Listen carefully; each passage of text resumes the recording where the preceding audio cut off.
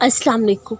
अपनी कहानी जिसके पास लेकर जाओगे ना कोई मशवरा देगा, हर कोई तुम्हें गलत कहेगा, कोई तुम पर हंसेगा, कोई तसल्ली देगा, फिर सब तुम्हें भूल जाएंगे, तुम्हारा गम भूल जाएंगे, दो बातें करके आगे बढ़ जाएंगे। मगर जब अल्लाह के पास अपनी अर्ज़ी लेकर जाओगे, वो सुनेगा, मशवरा नहीं हदायत देगा, तुम्हें गलत नहीं सुकून देगा, तुम्हें भूलेगा नहीं हमेशा याद रखेगा। सब भूल जाते हैं मगर अल्लाह याद रखता है। अपने अकेलेपन में उसे याद किया करो, वो तुम्हें याद करेगा।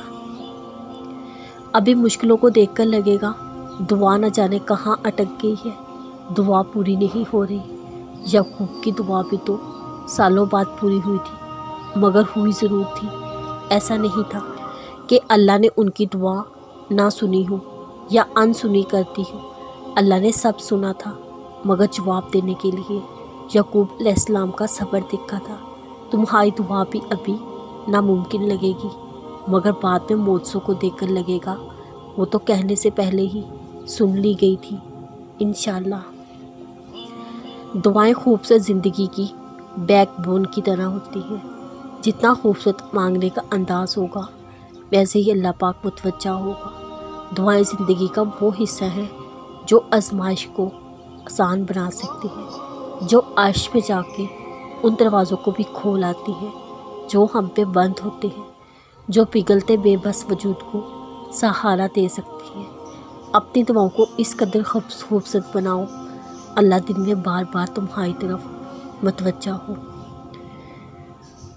घर वापस जाओ, माँ दरवाज़े पर खड़ी इंतज़ार में होती है।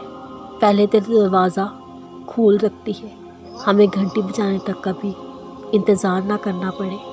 पहुँचते ही अपने सब काम छोड़ छाड़ कर कहती है, हाथ मुँह धो लो, मैं खाना लेकर आ रही हूँ। खुद थकी हुई हो मगर खाना गरम गरम ही खिलाती है।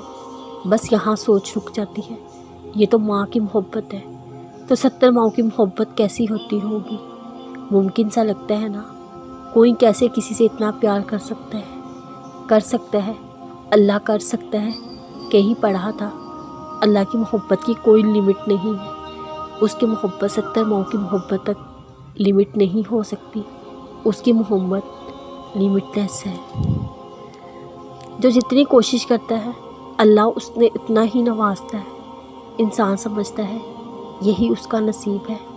इंसान का काम कोशिश करना, कोशिश के बाद दुआ करना, उसके बाद सब खुदा पे छोड़ देना, अल्लाह के कामों पर यकीन रखना।